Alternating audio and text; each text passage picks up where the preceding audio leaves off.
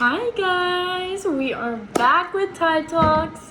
It's been a couple weeks since I posted a Tyxtalk video. This will be my third episode. I had to take a quick little break, I was pretty disappointed at first, and then I realized I was being really hard on myself, and life sometimes gets in the way, and that's okay. So today, I'm super excited to get back to it. I've actually prepared a really good lesson today that I really needed in life at one point and still have to remind myself of. So today I can't wait to put this out there so that people can learn from it, and if this helps one person, then I'm happy. You know what I mean?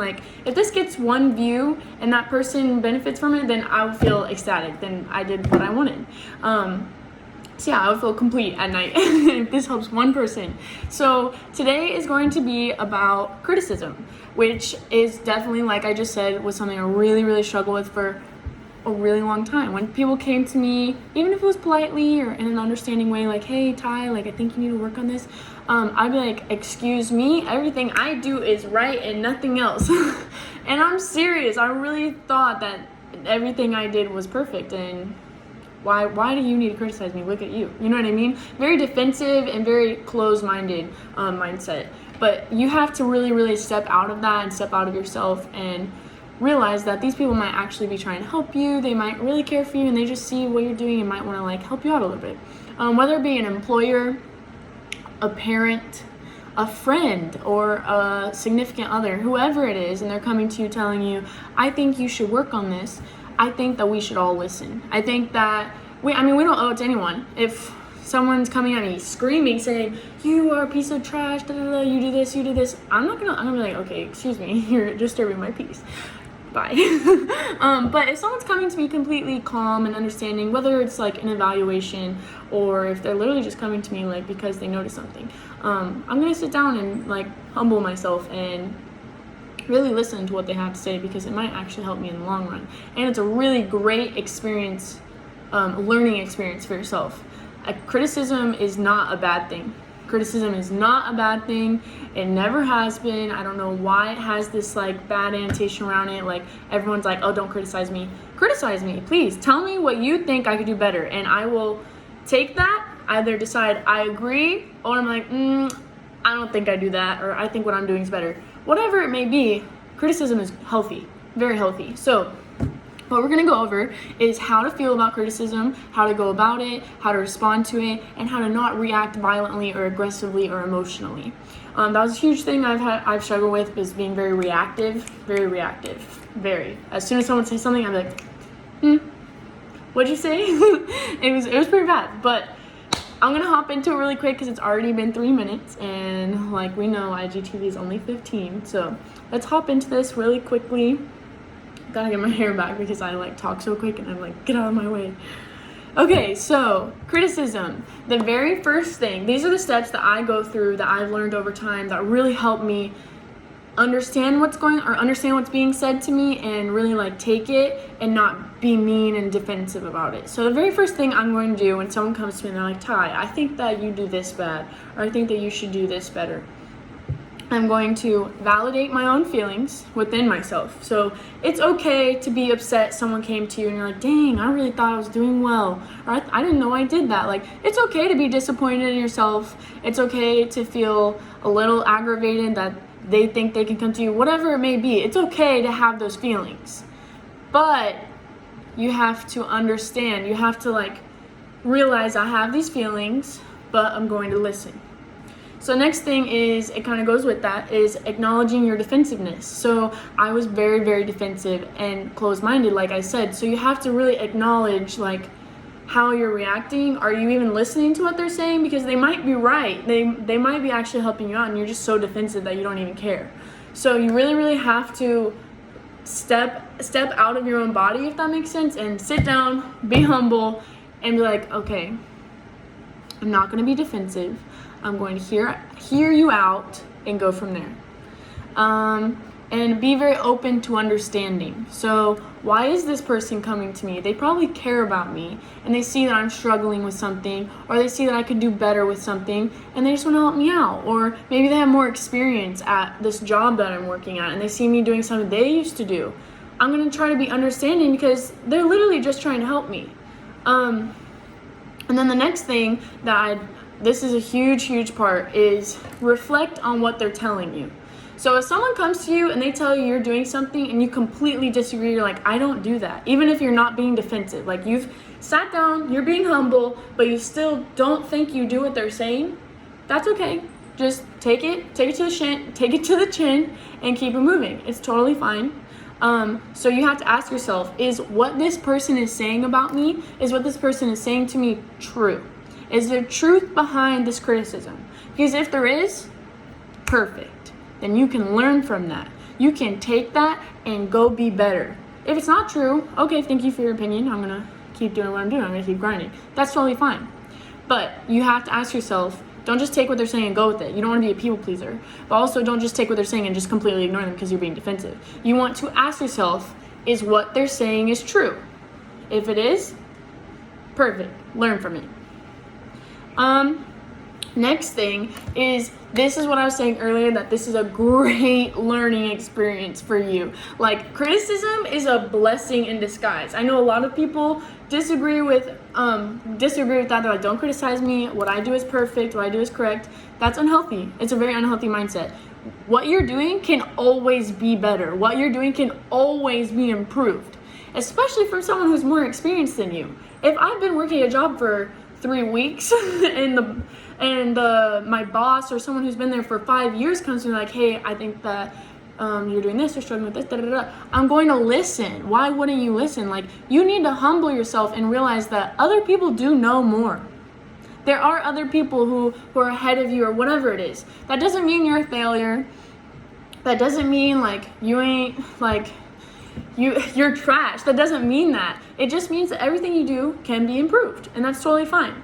But yes, learning about yourself. You can observe how you internalize these feelings. So what's great about that is when someone comes to you, you have to observe how you feel about it, like I said earlier, and observe what you do with those feelings, what the situation is specifically, and you can take that so that next time something like this happens, you know before it happens how you're going to feel, how you're going to react, so you know how to prepare yourself. So that is great, especially for someone who has anxiety or like they really need to feel prepared for situations. Those type of people, those type of people really need to learn how to observe themselves. So when people are like, oh, I need to go be alone and learn about myself, that doesn't mean watch Netflix and stay inside all the time because you're single and alone. That means go experience things, get criticized, get talked to, go ask advice and observe yourself. Observe how you feel, how you react, observe everything. Because if you're not paying attention to how you feel about things, you don't even know what you like, what you dislike, what you hate, what aggravates you, what people you don't want to be around. You have to really observe how you feel in situations. And it's a great learning experience. That's why I said criticism is definitely a blessing. The next thing is going to be set boundaries. So if someone does come to me with criticism, we're going to talk about it, but I'm also going to stand my ground in a way, not in a defensive way, but don't let someone talk down to you like you're trash. Someone can give you healthy criticism, but as soon as someone's like crossing the line of disrespecting you or just being flat out rude, you're allowed to set that boundary. Be like, okay, look, I don't really like how you're talking to me. Let's like back it up.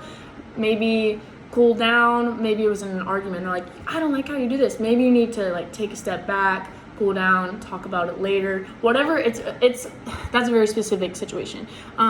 There's many situations, but yeah, make sure to set boundaries. And how you react, and also how they're talking to you. So respect yourself, basically. And then the very last part is, do not react how you want to initially, especially if you're a defensive person or if you're a very cocky person and you think that you do everything right. Do not react, because that'll just cause commotion, confrontation. You don't want to do that. So the next thing I'm going to go over is the steps to not being a reactive person.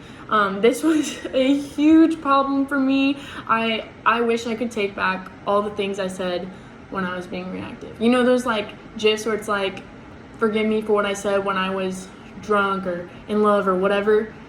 Everyone, please forgive me for what I said when I was a defensive person and I just reacted all the time. I really wish I could take those times back, but it's okay, and I forgive myself, and we're just gonna keep it pushing.